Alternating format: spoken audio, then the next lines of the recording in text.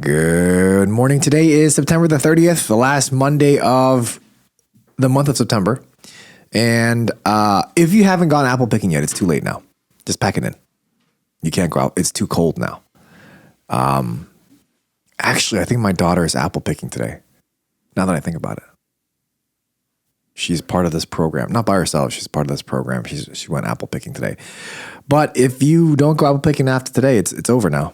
The season's up. So get your apple picking in today. Speaking of picking apples, we're going to be picking up on a lot of different topics today. Also, new setup. Great new setup. This is new.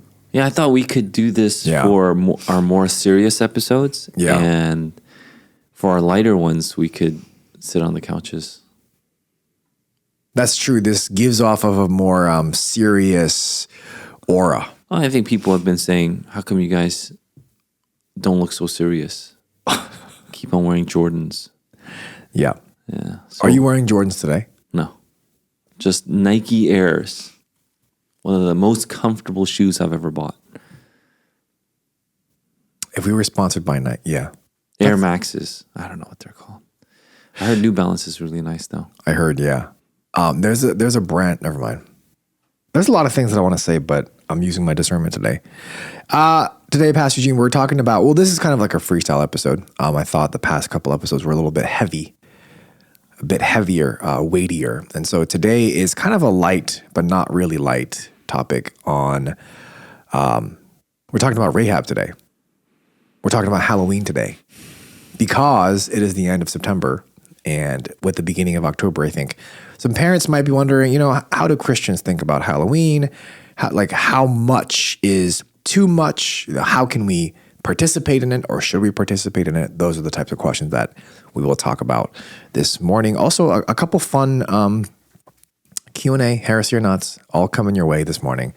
It's a bit lighter today. You are listening to the Dear Church Podcast.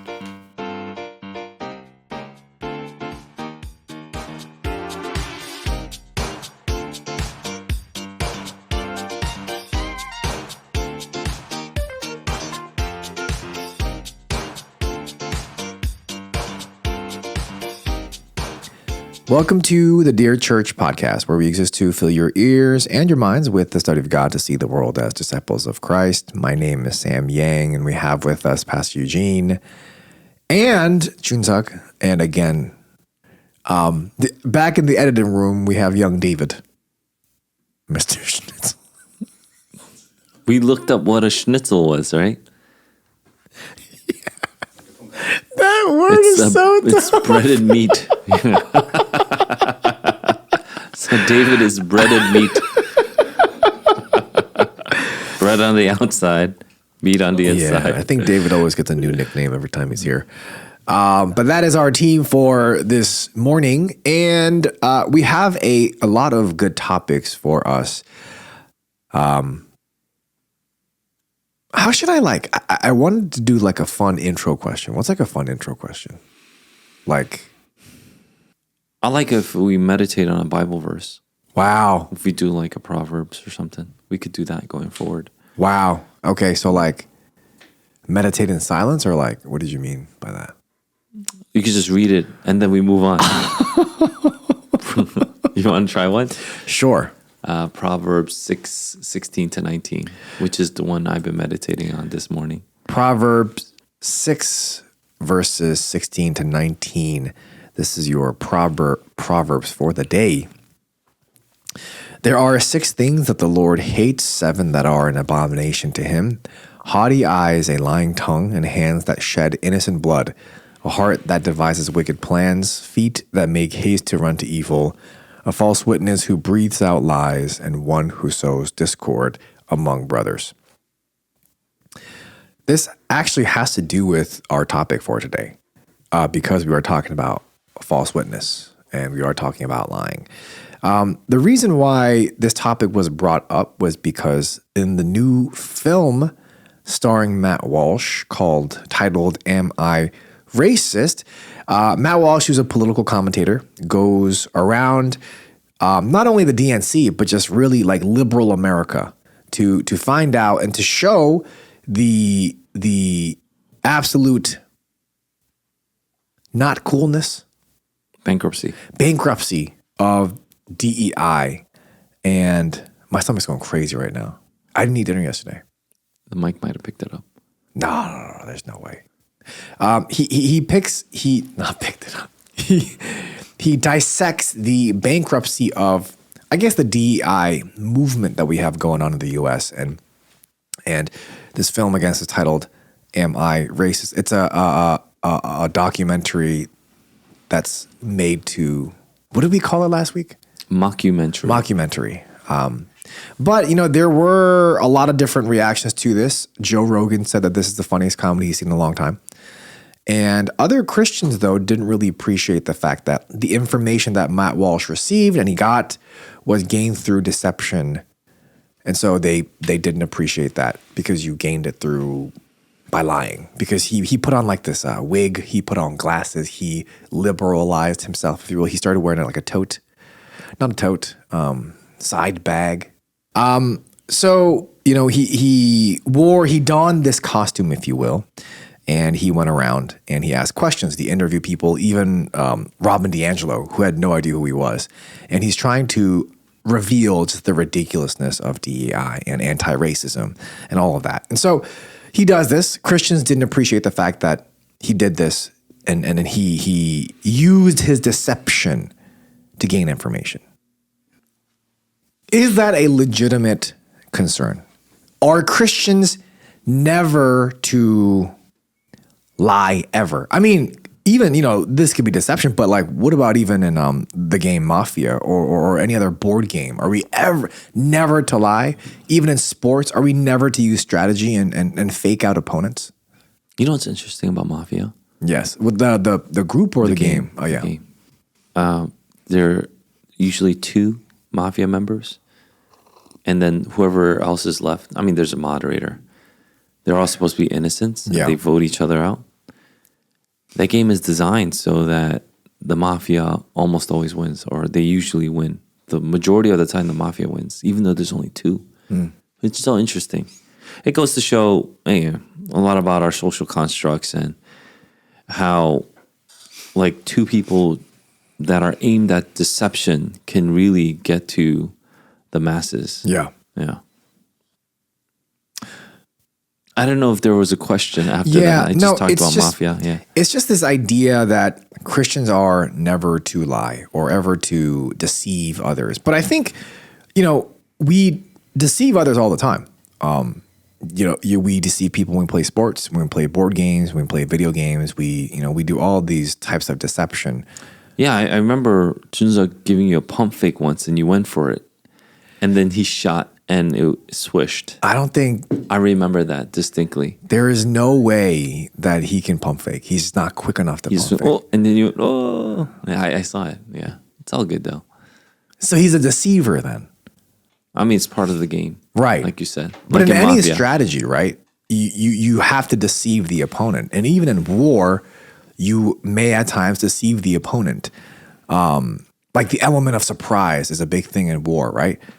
You're deceiving them technically because they didn't expect you, almost in a sense. So I guess, where do we draw the line in deceiving somebody and this being okay in a Christian biblical worldview versus where is it not okay? Or is it ever okay? Right.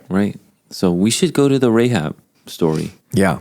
So in the Rahab story, Joshua and the Israelites go to Jericho. Yes. And it's Rahab. So they go to spy on Jericho. Yep. And it's Rahab who protects these spies. And this is, she says it in verse 11 in chapter 2, which you could read for us, perhaps. I'll read first from where she lies. This is verse 3 of chapter 2. Then the king of Jericho sent to Rahab, saying, "Bring out the men who have come to you, who entered your house, for they have come to search out all the land." But the woman had taken the 2 men and hidden them. And she said, "True, the men came to me, but I did not know where they were from. And when the gate was about to be closed at dark, the men went out. I do not know where the men went. Pursue them quickly, for you will overtake them." But she had brought them up to the roof and hid them with the stalks of flax that she had laid in order on the roof. So the men pursued after them on the way to the Jordan as far as the fords, and the gate was shut as soon as the pursuers had gone out. And this is her reasoning for why she did this. And this is starting in verse 8. Before the men lay down, she came up to them on the roof and said to the men, I know that the Lord has given you the land, and that the fear of you has fallen upon us, and that all the inhabitants of the land melt away before you. For we have heard how the Lord dried up the water of the Red Sea before you when you came out of Egypt, and what you did to the 2 kings of the Amorites, who were beyond the Jordan, to Sihon and Og, whom you devoted to destruction. And as soon as we heard it, our hearts melted, and there was no spirit left in any man because of you. For the Lord your God, he is God in the heavens above and on the earth beneath. So there's a reason why she lied, right? And I wanted to just kind of maybe go into Exodus 20 and see what the Bible verse actually is regarding lying, right? It is, you shall not, and this is Exodus 20, verse 16. You shall not bear false witness against your neighbor. And so people take this to mean that you shall not lie. So you should never lie, not even a white lie. You should never, ever, ever, ever lie. Yeah, because then you're bearing false witness. Right. So did Rahab lie? Is the Bible sharing the story of Rahab to show us this is okay, or showing us the story of God using even someone's sin for his own glory? Yeah. So the Rahab story is an interesting one. I think it promotes a lot of discussion and thought, which is I think the point. I think that's the point. And I shared with the staff one of the stories my dad told me when I was a kid, because I was straight up, you can't lie, period. Yeah. And then he just gave me a scenario which I guess was purposed so that I would think a little bit. He said as a pastor, he would go to this woman, and because she had this cancerous disease, she was dying. She was on her deathbed. Her whole body, face, everything was bloated. But she used to be a very beautiful woman. And then she would go to my dad, who's the pastor, am I still beautiful? And my dad would answer, yes. And so did he lie? Right? Did he lie? And did he sin? And so, he just posed the question, are you going to say, no, you're ugly? If a woman in that, time and place. And so some people would take that question and they would immediately go, I'll find a way not to lie. Yeah. And some people would immediately go, I will definitely lie without even blinking. And I think both those answers posed a problem for me, because both those answers mean that you didn't sit and think about it, which was why my dad purposed that question. He wanted me to sit and think about it. And so, is there ever a case in which lying would be okay, justified, or even not a sin? Yeah. And so those are questions I think people have been grappling with, for the longest time. It is the 9th commandment. And so people would even take the 9th commandment and say, you shall not bear false witness. And then they would say, why are you adding a period at the end of that? Because what is the full commandment? It's against your neighbor. And it's against your neighbor. And so if it's not against your neighbor, then is bearing false witness. So then the question would be like, well, what does that mean? Right. Neighbor. Right. What does it mean to bear false witness? And so people would think about it. I think we've simplified it to teach kids. So a lot of adults, teachers, they simplify some of the commandments so that it's more easily teachable. And so things like, even when we went to the 2nd commandment, you shall not, create an idol, or put up a false image. And then some people might say any image is therefore evil, which is actually not the case. But because we taught that, people have barren sanctuaries, let's say, because they don't want any images because of the 2nd commandment, which is not true. It's not true, right? And so one of the people that we respect, he loved images. And so he would have images in his sanctuary. R.C. Sproul would famously have like the 4 depictions of the gospel writers in his stained windows. But those depictions would be like the ox, and then the other animals, which I forget, which would be, symbolic of the gospel writers. And so that's why he would have them. And so the images part, I think is easier to understand. But when we get to the false witness part, I think people do have a problem. But I want to first start out with, if you do simply no in all circumstances, or you say yes in all circumstances, I think you may be in troubled grounds.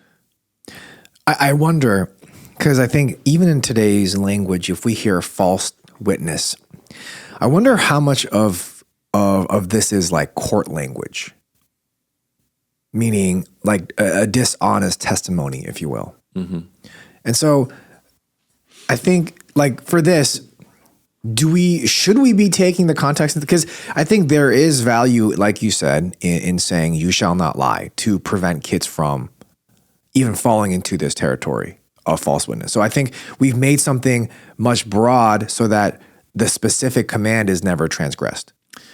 Yeah, I mean, it could be broader. So if it was like, you shall not bear false witness against your neighbor, does it mean that you should snitch, for example? So if let's say the Gestapo comes to you and they say, you know, are your neighbors hiding Jews? Right. There's something going on. Right. They're your neighbors, you know, but you don't want to be a snitch. Yeah. Is that bearing false witness against your neighbor?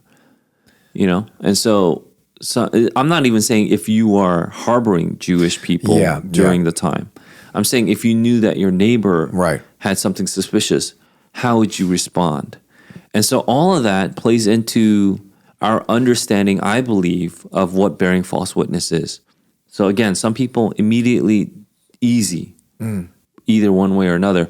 I think the point is that you have to step back and you have to come back to, let's say, the base foundation of our understanding about what witness is. Yeah.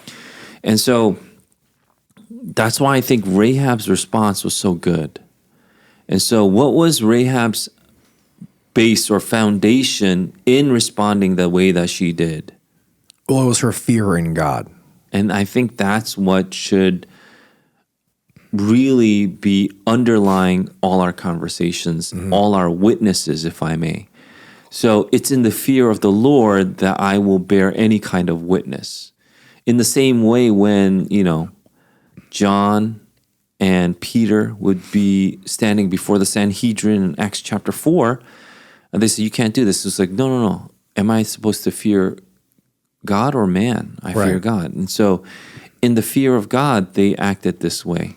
And we talked about this. This is this, I think for some reason, it's been a common theme in the past few episodes of our podcast, even last week, where our elder talked about fearing God when he did the budget. Some people might be like, wow, you live a very, you know, rigid and enclosed life. You have to be free so you could be happy. Yeah. And I think that's not true. I think what he said contained a very, very deep, profound wisdom where in the fear of the Lord, you do these things, but it's not antithetical to the joy that we get from the Lord.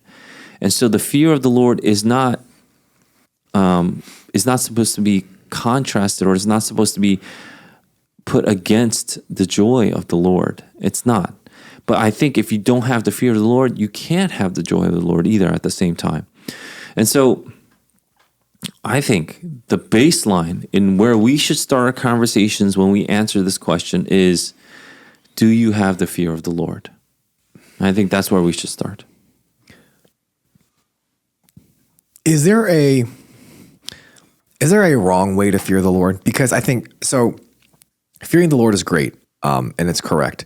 But I'm wondering if someone could come back and say, well, Rahab was just fearing the Lord because she had heard of what had happened to the other kings. She's just trying to save her own skin. And so it wasn't like this reverent fear that the Israelites are supposed to have because he is their God. She just didn't want to die. It was just great. So is that a wrong type of fear, though, or is it one and the same? I think we all don't want to die. I mean, yeah. Yeah. I mean, who wants to die? Yeah, I don't think so. Spiritually and physically. Yeah. You know, you want to live. And so I think that is something that is innate in us. We want to survive. We want to live because that's part of the Imago Dei. Yeah. If I may go all the way back, I think death is something that we all innately fight against. You know, right. Whether we want to look younger or act younger or feel younger. people all do things to do that, right? No one Right. wants to age quick, and no one Yeah. wants to all of a sudden start like, using crutches or, whatever it is, the canes, that kind of thing. Yeah, walking. A walker. Walker. Yeah. No one wants to use that before their time. Yeah. Esther's grandma, she's in Korea. She's like in her 90s. They're like, you need to use a walker or a cane. She still refuses. Yeah. Because she thinks like if I give in to that, then my body will deteriorate more. That's true. But Yeah. at the same time, she is getting weaker. Yeah. So there's, it's a difficult time. Yeah.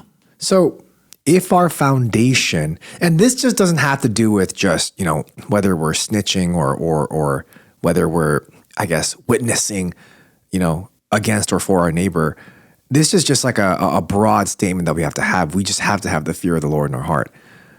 With that being said, then I guess what's the next step? As the fear of God being the baseline, how does that translate into us in the way that we speak against or for our neighbor? Yeah. And so I would think that if I were to make a more reduced formula for us to follow outside of the baseline, which is fearing the Lord, Right. you would think of rare exception clauses. Okay. That again, it's reduced, but rare exception clauses are things like just war theory. Okay. So in just war, you can deceive. Like people are going crazy over this like whole beeper thing. pager thing, yeah, The yeah, pager yeah. thing. It's part of just war. Yeah. And if you hate it, it's because you hate Israel. If you Yeah. don't hate Israel, you have no problem with the pager thing. Yeah. If you hate Israel, then yeah, you have a problem with the pager thing. It's just very simple for me. But you can't come back to us and say the pager thing violates just war. Obviously, no, absolutely not. Yeah. Even in World War II, what they would do is they would have like these big inflatable tanks, and they would post it on these like these fields. But they were just inflatable tanks. You could just Yeah. flip them over with Yeah. just one arm. But they were to deceive the enemy into thinking we had more tanks than we had. Right. And they worked. They worked because the enemies did not approach those areas with those tanks. And so, that's part of just war. And so if we have this, if I'm going to do a very reduced again formula, it would be just war, and it would be anything around that area of just war. And so Rahab definitely falls in that category. I don't think it's lying. I don't think it's lying, meaning it's not a sin to put up tanks to deceive your enemy. And when there is a side, Rahab decided to choose the Lord's side. And in the Lord's side, so if you're thinking Rahab sinned, because a lot of people do, they're Yeah. like, well, I think she lied. So that means you think she sinned. It's like, yeah, okay. Spies are constantly lying. You're going inside a city, deceiving people, hiding from people. And if someone sees you, it's like, oh, I'm just one of you. Don't worry about it. You are constantly lying. Did they have a problem being spies in Jericho? No. I don't think they had any problem. No. Did they have a problem hiding and also being part of that deception that Rahab built? No. Absolutely not. And so, look, I may have a different take than maybe some other pastors out there. But I think if we start with the baseline and we're all in agreement, I'm cool, even if you have ultimately a different take in the end on Rahab. But I don't think Rahab did anything wrong. I think she actually did it good because it's part of, again, just war. And so if someone did the inflatable tanks, those like deceptive pieces of, whatever, decoration that you put on, I would applaud them. I'd be like, that's so great. You know what? In the end, it saved so many more lives. We didn't have to go through so much hardship. In fact, it made the enemy deterred and made them lose morale, which is the point, right? And so this is something that we'll continue to see throughout history, because even in the books that we're reading, let's say about the Crusades, people didn't know. And people would just go up. They're like, oh, the Muslims are going to attack us in the same gracious manner we're going to do it face to face. Muslims did not do that. What did they do? You know what they did. They use like guerrilla warfare type. and they would shoot them with arrows Cover the sky. again. Yeah, that's Yeah. where the term "cover the sky" comes, or black out the sun. sky. Yeah. They would do that again and again. So it's not like we're going to shoot a few arrows at you, weaken your forces, and then we'll come at you. It's we're going to shoot arrows until you're like, this is never going to stop. And then when you're almost all dead and your morale is at a low, they had these light cavalry that would come in and wipe out the rest. And that's how the Turks and the Muslims, they would attack the Crusaders. And that's strategy. That's strategy. Right. But at that time, the Crusaders, like, these are, this is like It's like dishonorable. dishonorable. almost. Yeah. That's what they would say. Yeah. But not in war. Yeah. Well, not when you got like tens of thousands of people dying because of this. So they had to revamp their strategy. They needed to find out, this is something that we have to fight against, we need to protect against, and we can't fight them on the terms that we thought were quote unquote honorable, because Yeah. that's how, the Europeans would fight each other, that kind of thing. And so when you think about it like that, I think if you think that Rahab was just flat out black and white, she was just sinning, meaning sinning did not please the Lord. It's only by sheer grace and then she was accepted, which is also true. But this is in spite of her sin, she was accepted. Right. That kind of thinking. I think I have a problem with that, only because it just doesn't work in this world. I get it; it's a fallen world, and we have to live in a lot of the means which may not be perfect. Yeah. But that's where the whole just war theory comes from. It acknowledges that we live in a fallen world and we need to make do. And the things that we do aren't things that displease the Lord. So if we fight a war to protect our children and I set up a decoy here and then all the enemies are shooting at this decoy and I walk around and I get the enemies from behind, you're going to be like, well, that was great, but I wish you did it more honestly without the decoy, without the deception. No one's going to say that. We're going to say, thank you for protecting your children. Right. And you were smart enough. That's what they would say. You were smart enough to use a decoy that they fell for. That's a high IQ play. That's what you would say, right? Yeah. So, okay, I think this makes a lot of sense in the sense that in the case of Rahab, she then would be considered a spy just like the other two. She's a hero. Right. She's not just a spy. She's a hero. But she would be of that wartime strategy is what you're saying. Yeah. And she's mentioned in the Bible more than just here. She is. She's mentioned in Hebrews as well. Yeah, exactly. She was one of the heroes of the faith. And if you're Also saying Matthew, right? The genealogy, I think. Yeah, in the genealogy, Rahab is mentioned. Yeah. But if she's mentioned as a hero in Hebrews 11 because she was a hero. She was one of the rare women actually that were mentioned. Right, you have Sarah and then you have Rahab. Yeah. Which is amazing. That means that's a big deal. She's up there with Abraham. She's up there with David. She's up there with these giants. So when you say that, she was just a simplistic faith, I would go beyond that. This is a faith that goes against her entire city nation. And this was a faith that would say, and I think she used the word Yahweh. She used the word Yahweh. She knew of the covenant name of God and she possessed that name, which is very, very interesting, isn't it? And in the very least, it's fascinating. Right? In verse 11? I'm trying to look at verse 9 because she says God there. She says Lord in all caps there, I think. Yeah, yep. In verse 8 and verse 9, she says Yahweh. And in verse 11, she says Yahweh. I'm looking at chapter 2 now too. So she's actually looking to Yahweh, the Lord God. What about not in times of war? What about like today, right? And I think an argument could be made, well, aren't we always at war spiritually? Yes, absolutely. So we got to go back to Matt Walsh's scenario. So even in Matt Walsh, Walsh, what he did a deception that is a sin, right? Or is he engaging in an area of just war that we talked about, or is there something else outside of that that's also acceptable? Yeah, and so my personal opinion is if you think that Matt Walsh, by deceiving people and exposing their grift, their lies, by using deception to expose their deception was still a lie. So you can't use a lie to, justify another lie, that kind of thing. Yeah. Then okay, I kind of respect that. I kind of see where you're coming from. However, I still am in the camp where I think if you think like that, you think way too simplistically. Way too simplistically. Because if you are putting on a costume to expose someone's not just lies, but we understand the DEI grift to be an egregious lie. Yeah. These people are making so much money off their lie. And this is something that I remember I was talking with my mom about.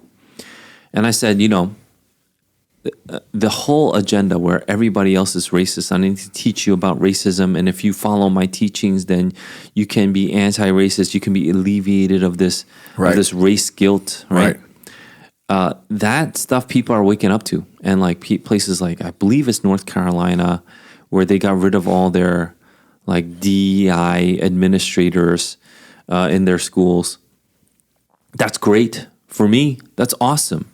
And so if you expose their lies, that'd be great. I wish more people went undercover. So undercover cops, that's not technically part of Just War, but it can be. But what about undercover reporters? Undercover reporters, no one says they're sinning. That's true. But it's part of their job. Yeah, yeah. And so what Matt Walsh did for me is in line with one of them, because his aim wasn't to simply deceive to benefit himself. His aim was to deceive, to have this deception, this ruse, but it was almost a comical ruse because it was a badly fitted wig. The glasses obviously didn't match his face. And, you could tell that he wore a wig, that kind of thing. So the ruse was that kind of comical ruse, which was the whole point. It was a comedy. But if he was really into it, then, he would have put on makeup and, Yeah. But when people found out who he was, he's like, yeah, you got me. Because it was pretty easy to find out who he was.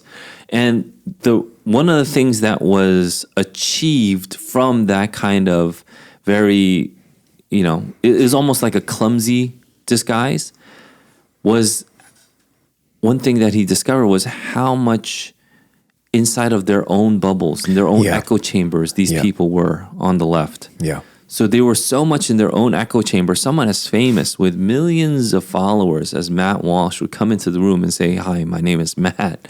Like they still didn't know who he was.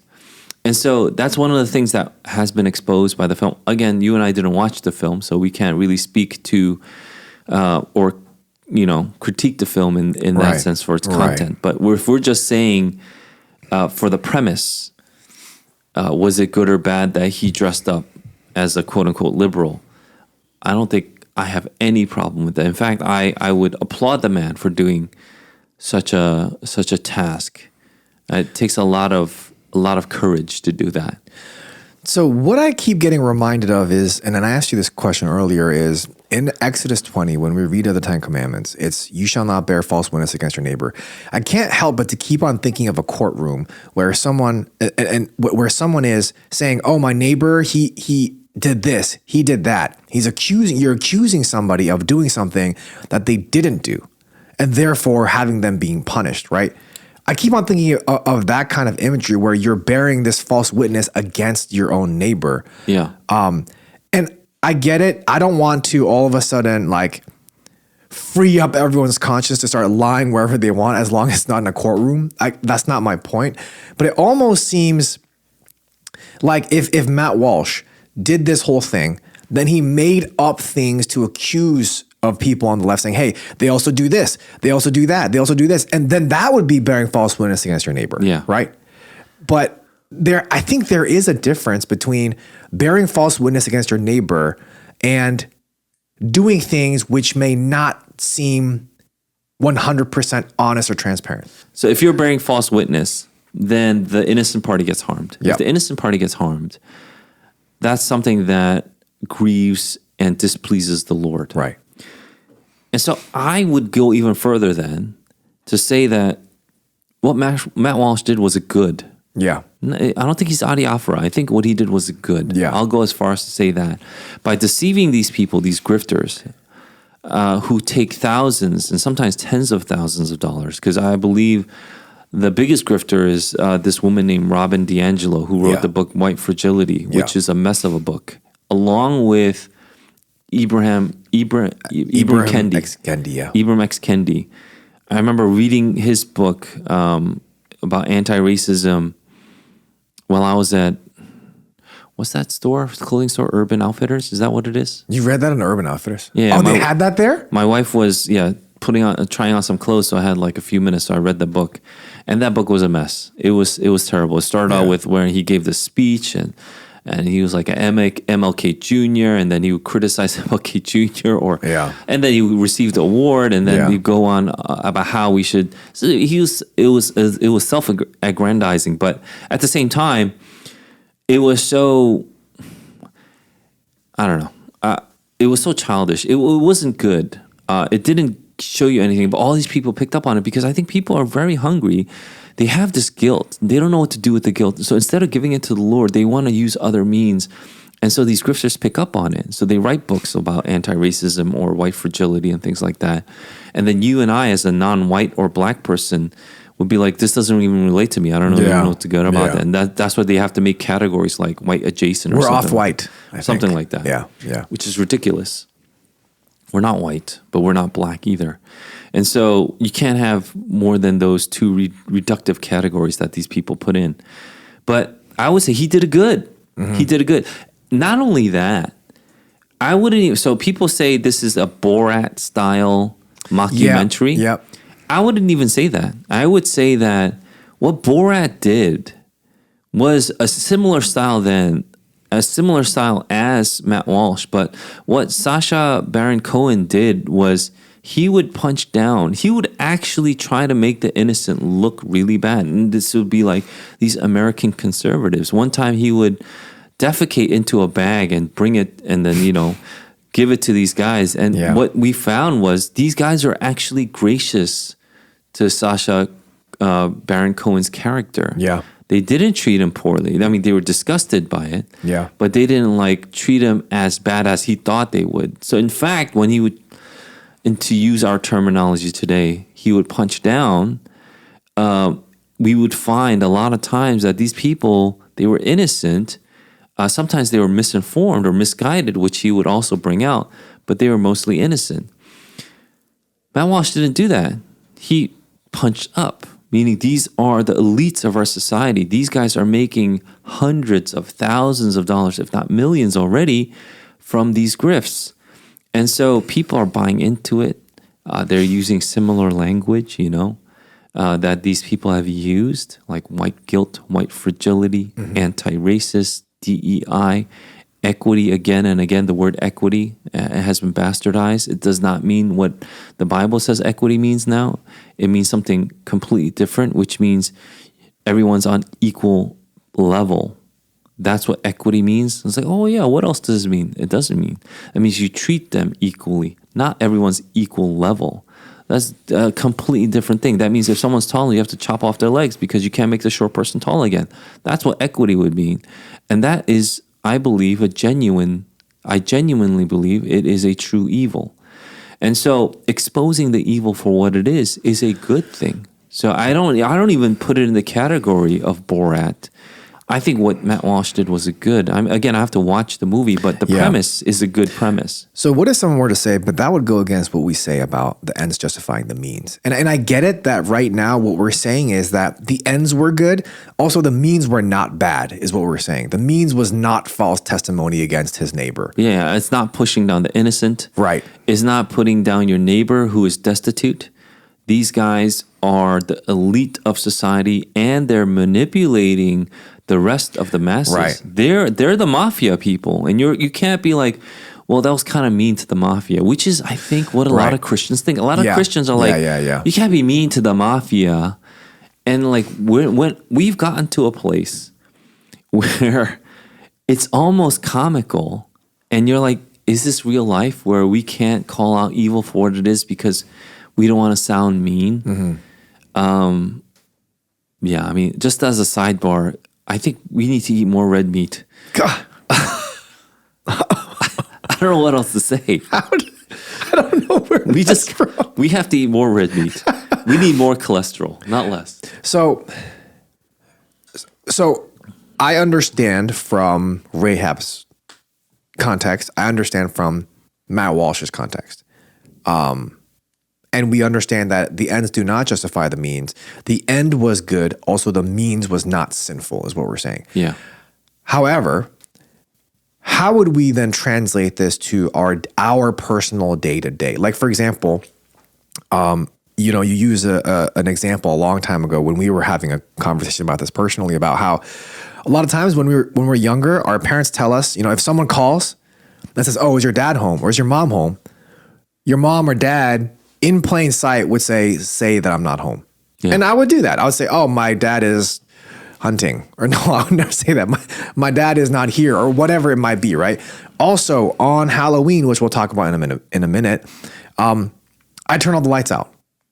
I lock the door. I turn all the lights out. I pretend like I'm not home, so I don't have to give out candy, right? Deceptive. It's deception. Like, ooh, like I'm deceiving people. But which you do quite often. No. We should talk about that. No, just on Halloween. Our director nodded. He wants us to. No. Let's get to the core of the issue here. I deceive people that deserve to be deceived. No. But if we're to think about this in a day-to-day situation, are we saying then it's okay for us to not say the truth and use it as strategy so we move up in our workplace? Are we saying that it's okay for us to, not say the truth so that we get what we want because we're not witnessing against our neighbor? Yeah, so this is why pastors are a little bit, I guess, they take it a little slower when they talk about Rahab. Yeah. They don't laud her right away because people will use that and always kind of somehow we can lie now. Make it about themselves. Right. And say, "Oh, I can justify my actions now." Right. And so if you use Rahab to justify your lies and deception and saying it's always war. We're constantly at war, Piyush. Yeah. Or strategy. Yeah, this is strategy. Yeah. This is where you would be separated from the rest of the church throughout history. Right. The rest of the church throughout history always aim to tell the truth, even at their own detriment, even at the cost that they would have to bear for themselves. Mm-hmm. So fearing the Lord is, a lot of times you will have to bear that cost when you tell the truth. If someone comes up to you and says, are you going to do this? Are you going to do that? And you're going to be the party that loses out. Christians have historically said, I'm going to tell the truth, even if you were the party that lost out. Yeah. And so Christians always aim to tell the truth. And so this is where we would talk about these exception clauses. But if you talk about these exceptions as if they were the norm, then we've gone too far. So if you're lying and deceiving on an everyday basis because that's your quote unquote job, then you need to get out of that job. If my job is to deceive the American people by being a news anchor, then you need to stop being a news anchor and deceiving the American people. Yeah.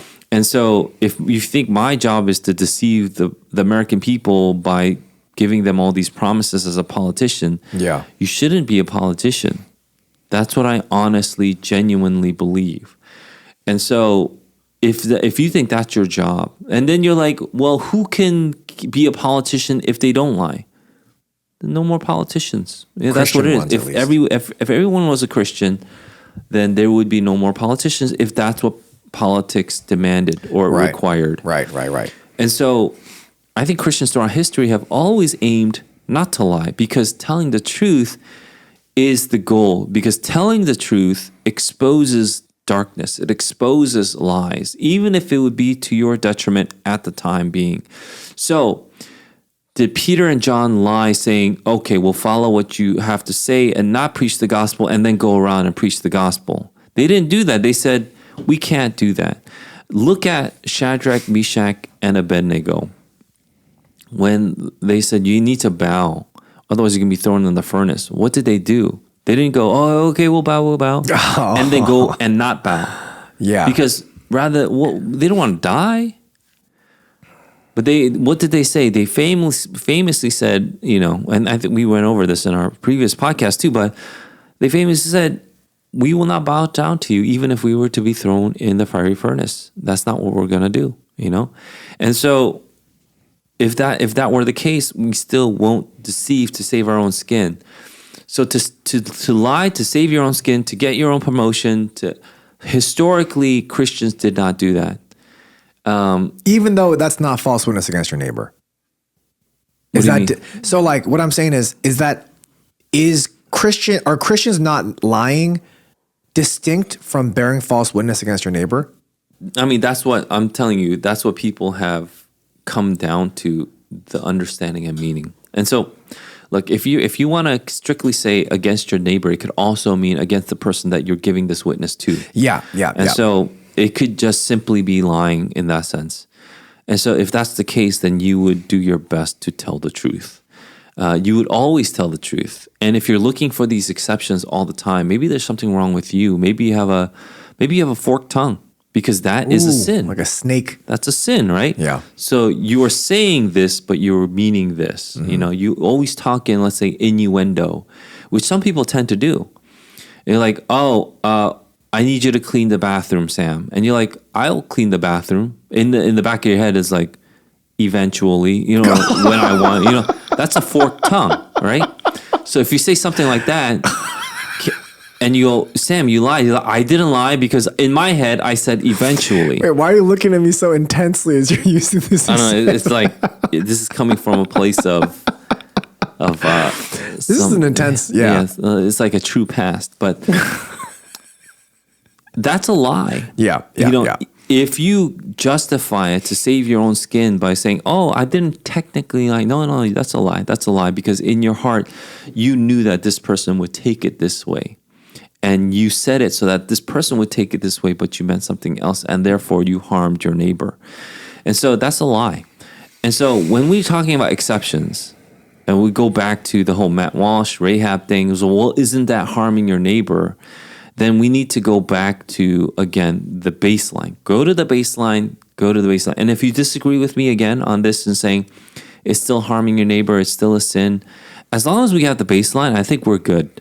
Fear the Lord in every time you open the mouth. Every time you open your mouth and you're bearing some kind of witness, have the fear of the Lord in there, and you should be good.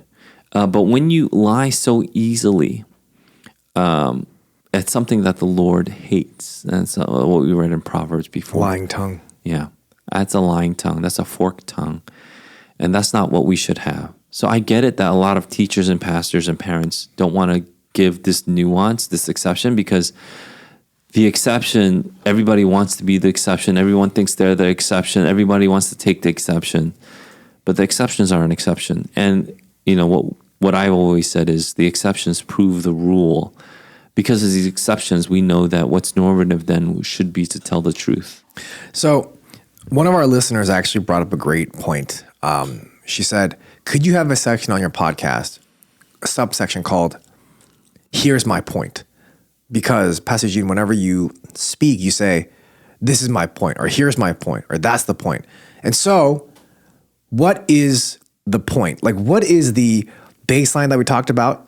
It's fearing God, and it's loving our neighbor. I mean, it's just like how Jesus summarizes the 10 Commandments, right? It's love the Lord your God, and love your neighbor. And so whenever we speak, it's not so much, oh my gosh, am I lying? Am I not lying? But it's first and foremost, am I fearing God? Am I loving the Lord? And am I loving and serving my neighbor, right? Yeah.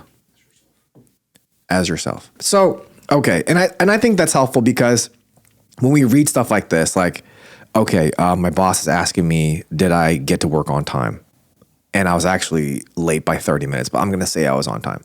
That's, even though you're not witnessing against your neighbor, it's a lie. It's witnessing against your neighbor. Because you're against your bringing false boss. witness about yourself to your boss. Right. And it harms yourself when you lie like that. Right. Yeah. So don't lie, everybody.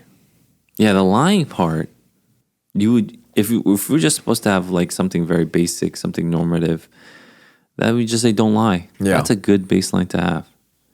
Yeah. I would agree with that. Who's not going to agree with that? Just don't lie. There's, you know, in our everyday lives, I would say there's really no occasion to lie. Just tell the truth. Also, there's I was talking with Chuzuk the other day. There's a theory that this Rahab is not the Rahab that is the mother of Boaz. But I think it is. Because there's no reason why she would be mentioned in the genealogy of Matthew. There's just no reason. Yep. So technically, this Rahab is the grandmother of Obed, great-great-grandmother of David. Technically. Right? Because it's Boaz, Obed, Jesse, David. Yeah. Right? So great. Is that great? So this Rahab is the great-great-great something grandmother of David, which is crazy. Ruth is the grandmother. Great-grandmother. Because David, right, Jesse. Yeah. Great-grandmother. That's crazy to think about. Yeah. But, okay. What I'm saying is, okay, we use the example of, okay, when my dad is home and someone calls me and they say, oh, is your dad home? And I say, no, he's not. That's a lie. Obviously, that's a lie. What if lying goes against honoring our parents?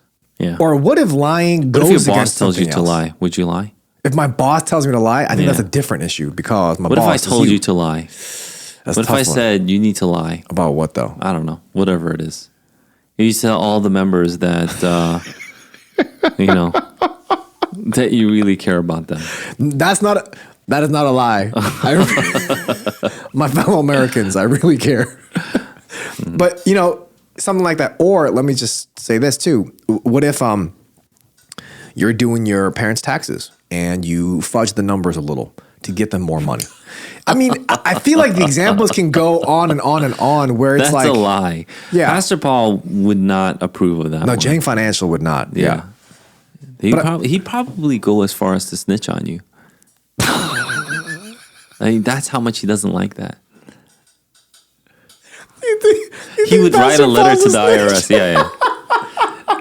Samuel J. Yang has done such and such. Just to put you on the straight and narrow again. He cares that's true. about you. Yeah. Yeah, he's a very good guy. But what if small situations like that? It's like a tiny lie. Like my dad is home, but he's tired. He doesn't want to talk to anybody, so I'm just like, oh, he's not home. Yeah. I mean, go with the baseline and go with your conscience. I'll say that. If you want my personal opinion, I think it just adds to whatever we've been saying. But if you're under the authority of your parents and your parents ask you to do something and it's not that big of a deal, I don't have any problems doing that. Yeah. But I did as a kid. Yeah. I did. When my dad be like, when the phone would ring, we all had landlines, and the phone would ring and I was about to pick up, my dad would say I'm not home. And I would say, my dad told me to tell you that he's not home. And then I would get in trouble by my dad, right? And so, it's just, you told me this? Well, I'm going to tell him what you told me. I say, my dad told me to tell you this. Yeah. And he's like, oh, okay. I'll call back later. And then the guy laughs. Yeah. But, sometimes it's just easier for your parent because they're, swamped with other things or they're really tired. They can't take a phone call right now. And so sometimes your parents would ask you to do this. And like for me, I had no problem. Some people might have a problem. Look, we could be on opposing sides on this issue, but as long as we have the baseline, remember the point. As long as you have the point down, I think we could have fellowship together, and then we can continue to discuss about what entailed what details are here that we can consider when talking about our actions. Yeah, I think this is an interesting topic because people tend to have a black and white view on lying, and they tend to just kind of blind their own conscience, and they just kind of, if it's a white lie, it's like, it's okay.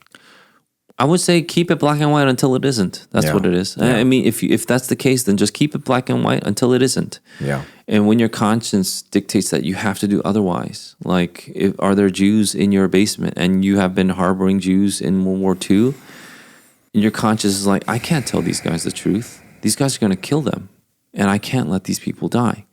You will lie. Yeah.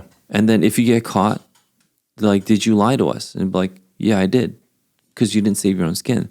So a ton of Christians were actually killed in Germany, in World War II, in other places around Europe because they lied, and when they got caught, they admitted that they were lying. That's what it is. Yeah.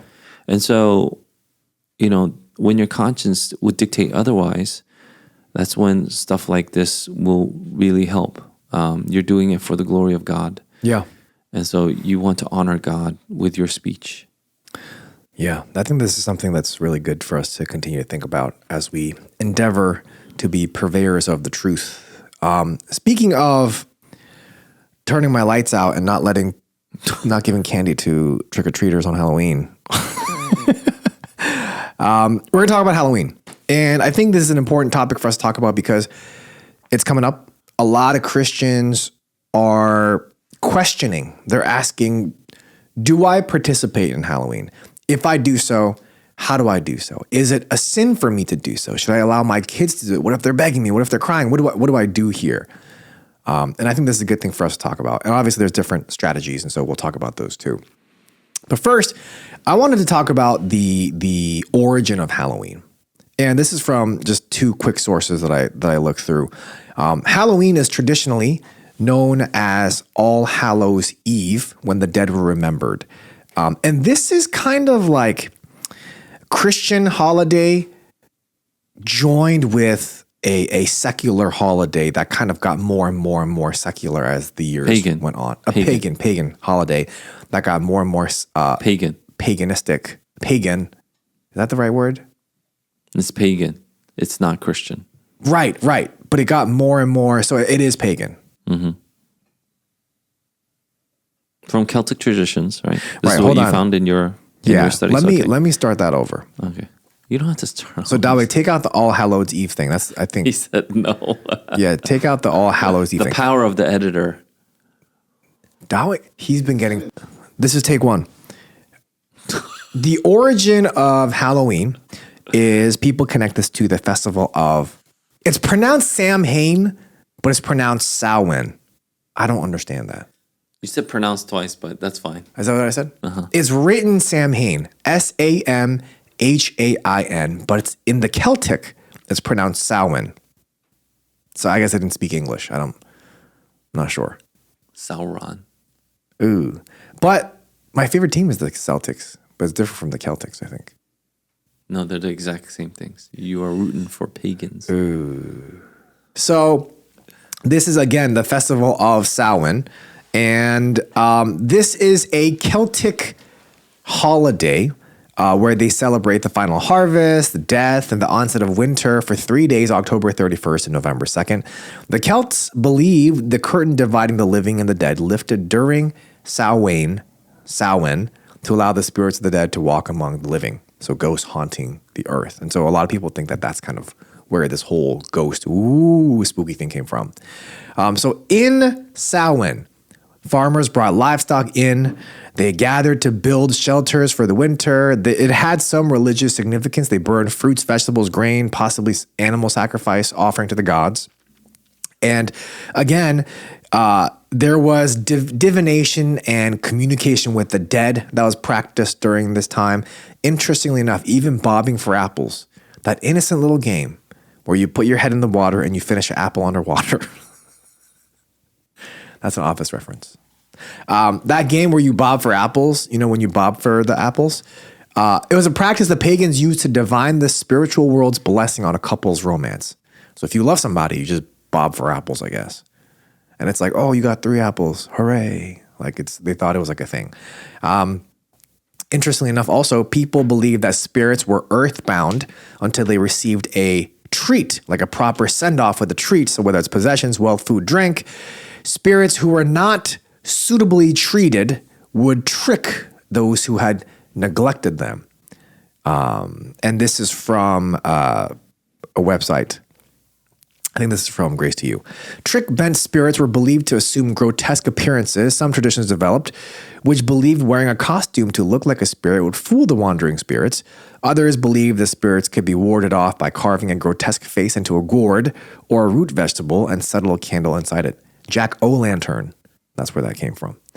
And so obviously the U.S. origins of Halloween start with the early settlers, and many of them brought these different beliefs with them, and that's kind of how we have Halloween today. It was marketed like crazy, and now it's trick or treat, costumes, get drunk, and party, and jack-o'-lanterns. Halloween. Boo. And so I guess the question is, knowing this origin, it has a pagan origin, a spiritual origin in a sense, of pagan worship. As Christians, how far can we go with this? Like, should I trick or treat? Probably not. I think you are too old, number one. No, yeah. And it's weird For if you went trick or treating. me, Yeah, like if you showed up at my door and said trick or treat. I might. Okay. I might. Could you imagine if I'm That would be weird. Would you turn your lights out? If I saw you coming, yeah, I'd do that now. When you try to come into the office, if I could turn off my lights, I do. But okay, but what about like kids? You know, we're not dressing them up in like skeleton or ghouls or whatever. They're dressed up as cute little rabbits. That's cute. Look, why is that so bad? Why can't my child get in a rabbit costume and go get candy? They can. Oh, Done. End of segment. I guess. I mean, you're the one that hates Halloween. I don't hate Halloween. You hate it with a passion. I don't like Halloween though. Well, I mean, as long as we understand Yeah. what you just said, that Halloween has completely pagan origins Yeah. from the Celts, the Celtic traditions, Yeah. that it's not what we believe. They're paganistic. We don't dress up as ghouls or demons or things, Yeah. something like that, and Yeah. think that's okay. We don't dress up our houses with like demonic things. Yeah. I don't think Christians do that though. I don't think so. And I think there's Christian freedom in how we could express the Harvest Festival. So every culture has a Harvest Festival except us. Thanksgiving isn't Harvest Festival? It's not a Harvest Festival. It's, yeah. Harvest Eat Your Heart Out Day. So I think Thanksgiving is Christian origins, Yeah. Yeah. which is great. And then we have Halloween that is kind of tied in with the harvest Yeah. season. And so I don't mind having things like, you know, we could have Thanksgiving as a remembrance of God's bounty in our harvest. And then we could also have, Koreans have something, right? Yeah. And that's not Christian. It's not necessarily pagan, it's cultural. So I would say, what's cultural about this harvest festival called Halloween? It's difficult because before even American culture was founded, Halloween started to come in, and it had paganistic Yeah. Yeah. origins. So that's why it's so difficult, I think. So the reason why people have such a hard time is because Americans didn't establish a harvest culture outside of Thanksgiving and Halloween. Mm-hmm. And Halloween is really the festival. Thanksgiving is where you just eat, right? Yeah. Yeah. I guess some people dress up as pilgrims, which is cool. On Thanksgiving? Yeah, and Indians. So if you think that costume wearing is only Halloween and your conscience is forbids you to do that, then I would say absolutely don't do something that would go against what your conscience is dictating. But so you have all these people, and you know they want to wear a costume for a harvest festival. They won't call it Halloween. Yeah. And so you have churches do that. They have harvest festivals. Oh, yeah. Yeah. And some churches actually go a step further. And instead of having harvest festivals, they'll say, this is a harvest festival. We're going to call it Reformation Festival. Mm-hmm. And because the Reformation happened on the 31st, they would instead have Reformation like teachings, games surrounding the Reformation. Yeah. Yeah. So some churches go beyond just a simple harvest festival. But both don't actually celebrate Halloween. Just because you wear a costume doesn't mean you're celebrating Halloween. And just because you go door to door asking for candy doesn't necessarily mean that you're celebrating Halloween, although its origins are from Halloween specifically. Right. So people actually forego the trick-or-treating or getting the candy, and they won't do that. They'll say things like, we'll go trunk-or-treating. Yep. I've heard that. Or, you know, we'll just do it between families. Yeah. Yeah. Yeah. But again, that's trying to play to the Halloween custom while not saying it's Halloween, But again, if you went to fall festivals or the Reformation Festival, that will go beyond that. Some people don't like it at all.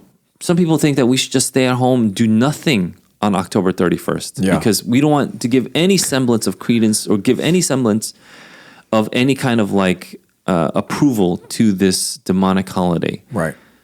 And so that's what they do. I don't care. I'm on like that last side only because it's such a tire to buy candy and give out candy. Yeah. If people come to your house. But I've been in a fortunate place where no one comes to my house. I don't know. Maybe because we don't decorate the house. They're like, this house isn't inviting of us trick-or-treaters. Yeah. So no one really comes to my house. And maybe it has to do with me taking off my doorbell on that day. So you can't even ring the doorbell. It's just gone that day. So, no, I don't do that. But I think whatever your conscience dictates and what your church would actually promote is something that you should follow. So if your church is saying, instead of giving into this paganistic holiday, which teaches our children paganistic rituals, let's not participate. And instead, let's do this. I think that's a great thing for a church to do. Yeah. And so I think churches have a spectrum of how they respond to Halloween. Mm-hmm. But specifically, personally, for your individual family, what should you do? Right. I think the church helps you with that. So go with what your church says and does and follow what they do. And if you think, well, I want to go beyond what the church does, I think that's why your conscience is hanging on you a little bit because you're like, well, the church allowed for this, but I want to go a little further. And then the question has to be not, why didn't the church allow me to do this? But the question should rather be, why do I want to go beyond what the church has done? Is it because the church hasn't done enough? I don't agree with what the church does? Mm-hmm. Or I need to mingle. I need to be part of this community. And if I don't do this Halloween thing, then I'm going to be like effectively socially barred from this community. Look at these guys. They don't even celebrate Halloween. They're not, these guys are like not one of us, that kind of thing. And so those are things that you all have to measure. I just think it depends on the family. It depends on what your individual status is. And so if you believe that this is an evil, there's no way I could give any kind of credence to this kind of holiday. I'm barring my kids from doing anything. In fact, on Halloween, if Halloween lands on a weekday, I'm taking them out of school.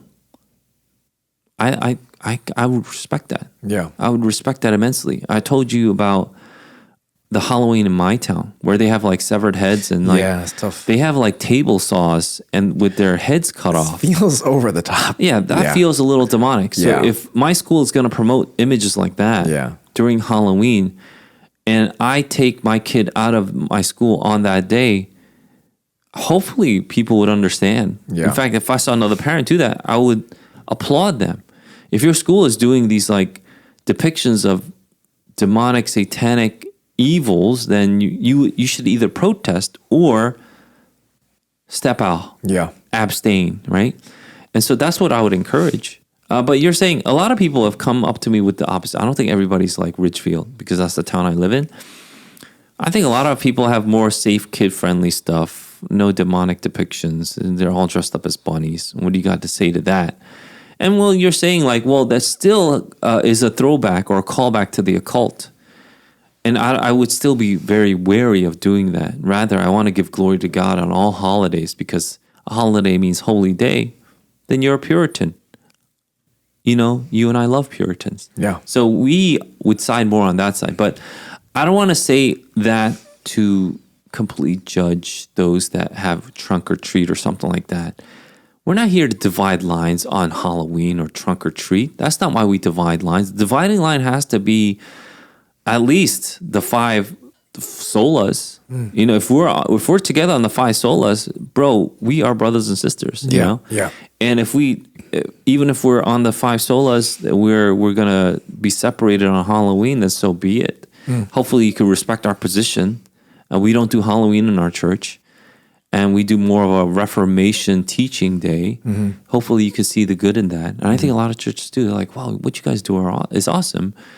And in the past, like some other people have even come to our Yeah. Reformation Fall Festivals. Right. I think that's Family what- Fall Festival. Yeah. RFFF. Yeah. Reformation Fall Festival for fun. With for families. That's a lot of Florida. F's. Yeah. I'm all about the F's. But then, and so if we do stuff like that and we invite other families to participate, isn't that great? And so that's what we do, or what we have done. Mm-hmm. And I think the reason why you're asking this is also a good heart. You're asking this because you want to take it to the next step. How can we continue to glorify God and get away from what is evil even more? Right. Can we do that? So I think that was your heart. And, you and I had a conversation about binding consciences unnecessarily. Right.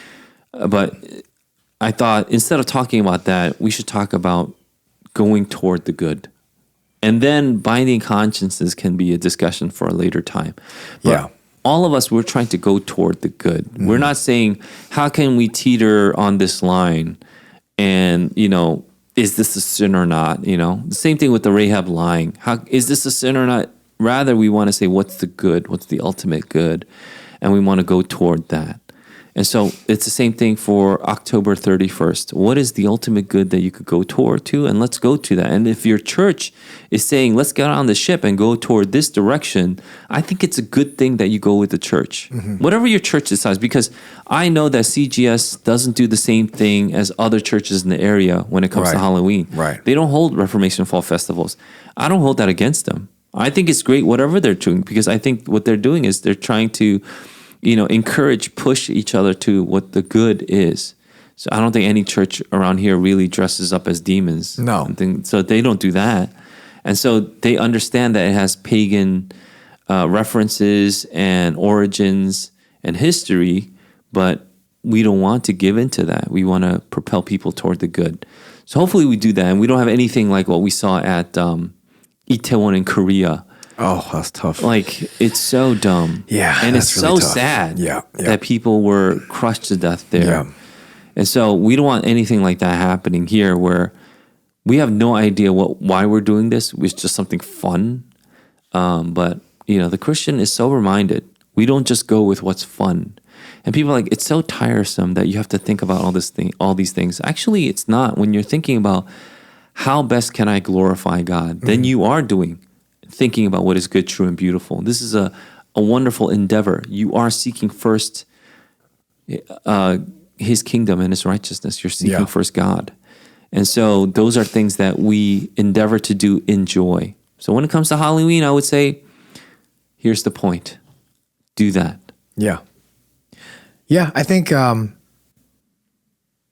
that's a good way of understanding it. Yeah, and then there are some obvious no's. Like, should you go to a Halloween party no. scantily dressed, where there will be debauchery? I will not be scantily dressed on Halloween. Obviously, the answer is no to that. Yeah. It's not about binding conscience there. It's about sinning. Yeah, you cannot sin saying this is a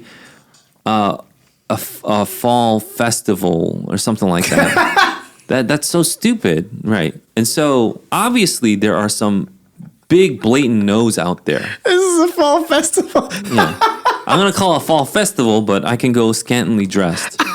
That is not the way. That is not the way. Oh man, that's funny. Do you think actors are liars?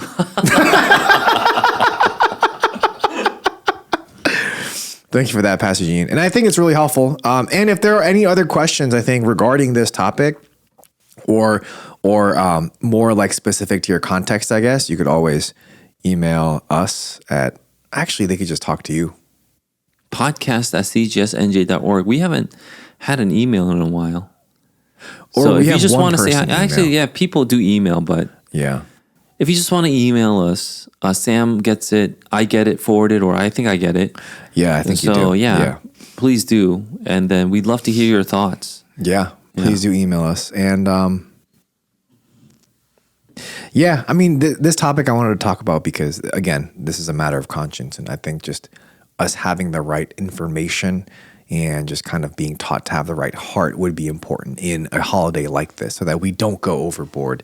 At the same time, our consciences aren't bound to feel like, we're sinning if we do X, Y, and Z. Yeah, Unless you're sinning, I think actually. that's a great attitude that our parents have. And Yeah. this is in the context of our church Oh, yeah, and for the sure. people in the area. I think most people recognize there are really genuinely like disturbing, dark aspects to Halloween. They recognize that. And so we didn't really stay on that, but you know, I didn't think it needed to be reiterated, but perhaps just a brief hit. Paganistic origins, by that we mean there are dark demonic influences to Halloween that Yeah. every parent should be aware of. Yep. And it's still invading. Now, for some reason, as time went on, the more you give into it, you see society embracing paganism. And that's why we have Halloween parties for adults now. It wasn't like that in the past. It was Yeah. strictly for kids. Yeah. In the 80s, 90s, even the early 2000s, it was more strictly for kids. And then it went to colleges. And now we have adults doing Halloween parties. Like, because these people that did the Halloween parties as college students still want the Halloween parties as adults. Yeah. People that are married, and they'll just say this is a more refined one or whatever it is. And so if you don't understand what is good and you're going toward the good, then you will continue to get engulfed by paganistic rituals. And I think parents understand that, so we didn't really stay on that too much. But I hope people do get it. And so we don't want to go into the dark. We want to expose the dark with the light. So you want Right. to go more into the light. Right. Thank you for that, Pastor Eugene. Today we are going to. Sorry, I thought there was a bug on my nose. Thank you for that, Pastor Eugene. And with that, we are going to bid you adieu. I think we'll talk about some of the Q&A, heresies, and current events, and even the meme of the week next week. Yeah. Maybe we could tell people why we did all these other segments.